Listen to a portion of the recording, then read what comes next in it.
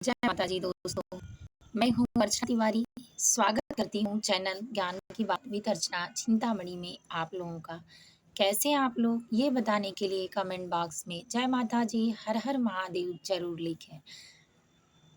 अगर आप मेरे चैनल पर नए हैं तो मेरा हर नया नोटिफिकेशन आपको पहले प्राप्त हो जाए, इसके लिए चैनल को अभी सब्सक्राइब कर लें। अगर मेरी वीडियो आपको पसंद आती है तो कृपया करके लाइक ज़रूर कर लें। चलिए आज जानते हैं कि सीता जी की एनिवर्सरी यानी आप सबका सुने होंगे, लेकिन हमारे सनातन धर्म में देवी देवताओं का भी विवाह का वर्षगांठ मनाया जाता है। तो माता सीता का वर्षगांठ यानी विवाह का वर्षगांठ कब था, कब है, हमारे शास्त्रों में तुलसीदास ने रामायण में किस तरह से वर्णन किया है और सीता जी का इस बार शुभ मुहूर्त में किस समय पूजा करना है, माता सीता का और राम का। तो दोनों लोगों के विषय में पूरे पूजा पाठ की समस्त सामग्री क्या होगी, राम और सीता का पूजन पाठ किस तरह से करने से घर से दरिद्रता, दुख भाग जाता है। क्योंकि हमारे सनातन धर्म में मानव जीवन में ही राम आए थे और राम से ही त्रेता युग का शुरुआत माना जाता है। तो इसलिए त्रेता युग में माता सीता की शादी किस तिथि पर हुई थी, समय क्या था और इस बार का कौन सा शुभ लग्न है जिसमें राम और सीता का पूजा पाठ करके हम अपने घर का दुख दरिद्र भगा सकते हैं। तो दोस्तों हमारे साथ हमारी वीडियो में इन तक बने रहिए। चलिए बिना देर किए इस बात को जान लेते हैं। सबसे पहले माता सीता की एनिवर्सरी जो वर्षगांठ है उसको मनाने के लिए हमारे अपने घर को साफ सुथरा करने के बाद शुभ मुहूर्त में पूजा पाठ करने पर जो वार्षिक फल होता है, दुख दरिद्रता पूरे साल का गायब हो जाता है। और कहा जाता है शास्त्रों के अनुसार पंच देवी देवताओं का आशीर्वाद प्राप्त होता है। चलिए जानते हैं कि 5 दिसंबर को लग रही है पंचमी तिथि। पंचमी तिथि पर मार्गशीर्ष महीने में पंचमी तिथि पर भगवान राम और सीता का शुभ विवाह हुआ था।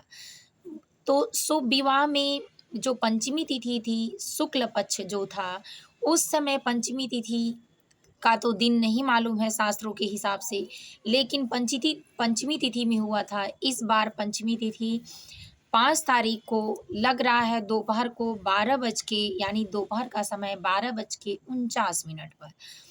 तो उस समय उदया तिथि यानी दूसरे दिन 6 दिसंबर को 12:07 पर समाप्त हो रहा है।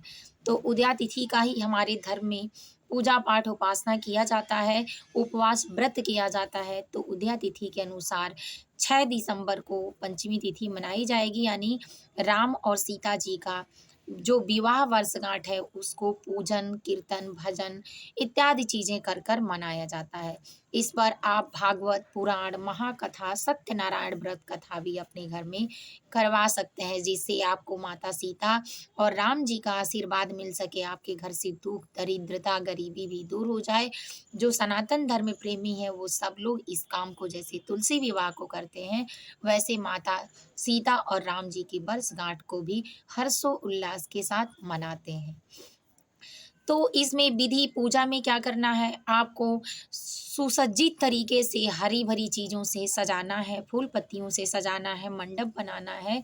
माता सीता राम की मूर्ति अगर हो तो ठीक है, नहीं हो तो भी आप बना सकते हैं, नहीं बना सकते हैं तो उनके फ़ोटो कैलेंडर को रखना है, फूल माला चढ़ाना है। केले का पत्ता, आम का पत्ता, अशोक का पत्ता से बदनवार सुंदर सुसज्जित तरीके से मंडप बनाना है। उसमें राम सीता को आप जिस तरह माता तुलसी का विवाह किए थे उस तरह करना चाहें तो विवाह के रूप में करें, नहीं तो आप दीपक जलाएं, भोग आरती करके पंच पूजा यानी पंचोपचार जो पूजा होता है वो करें, षोडश पूजा करें मतलब 16 प्रकार का करें। तो आप जैसे भी अपनी इच्छा अनुसार हो कर सकते हैं। ये करने के बाद आपको उनके भजन कीर्तन में जैसे राम का भजन, श्री रामचंद्र कृपाल भजुवन भव भय मन दारुणम नव कंज लोचन कंज मुख कर कंज पद कंजारुणम कदर्प गणित अमित छवि नव नील नीरद सुंदरम पट पीत मानहु रुचि सुचि, नौमि जनक सुतावरम, भज दीन बंधु दिनेश, दानव दैत्य वंश निकंदनम, रघुनंद आनंद कंद चंद्र कौशल नंदनम, सिर मुकुट कुंडल तिलक चारुधार, अंग विभूषणम सर चाप धर, संग्राम जीत खर धूसरम, इति वदित तुलसीदास पूजी पुनि निमन मन रंजनम, श्री रामचंद्र कृपालु भजवन भव भय दारुणम। आप इस तरह गा सकते हैं। हर बुक में अलग अलग दिया रहता है, तो एक दो शब्द अगर आपके नहीं बुक से मिलते हैं तो भगवान का ही भजन है, तो आप उसको उसी जैसे आपके बुक में दिया हो मंत्र उच्चारण के द्वारा आप वैसे ही करें। लास्ट में इति मुदित मन मंदिर चली भी किसी में दिया है, क्योंकि हमारे पास दो बुकें हैं, तो आप उस हिसाब से भी करें। श्री राम के 108 नाम होते हैं, 108 नामों को भी आप बोले माता सीता को। महागौरी, महालक्ष्मी और माता सीता के ही सभी रूप हैं, क्योंकि महालक्ष्मी के बाद ही, श्रापित होने के बाद ही रावण जब उनके केस को छुआ था, तो उस पे वो क्रोधित हो गई कि हमारे नारायण के सिवा हमें कोई और नहीं छुएगा।